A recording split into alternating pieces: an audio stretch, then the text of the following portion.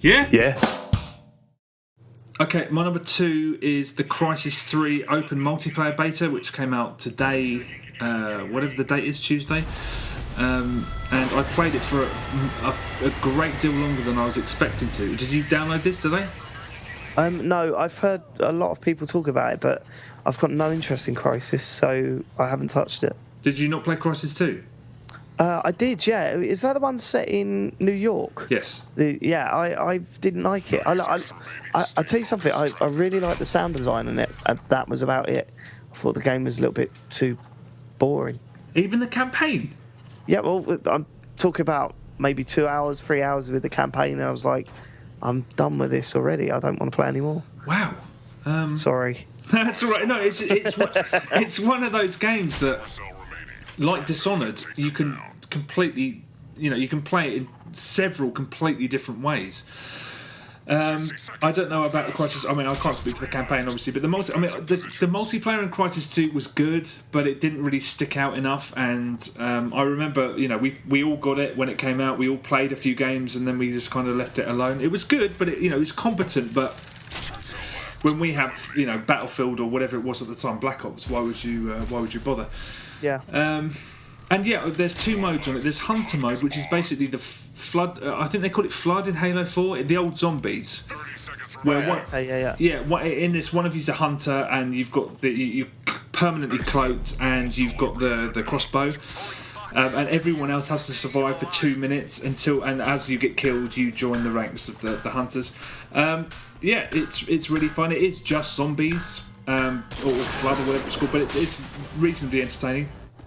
Crash Site is basically an objective-based games where these things shoot down from the sky, and you have to objectives appear in different parts of the map, and then they stay there for a little. I mean, it's basically a moving objective point, but they make a hoo-ha about it landing somewhere, and yeah, it's fine. It's trying to make out that it's something fresh when it's not really. I mean. The problem with first-person shooters these days is that they're just reheating things that have been done before. Those are 2 game modes that we have played before, and as fun as they are, and it's not a good-looking game. I mean, I remember Crysis 2 being quite a slick-looking game, even in multiplayer. This looks a little bit kind of murky and muddy, but then again, it's the beta, so it's unfair to sort of judge it on that.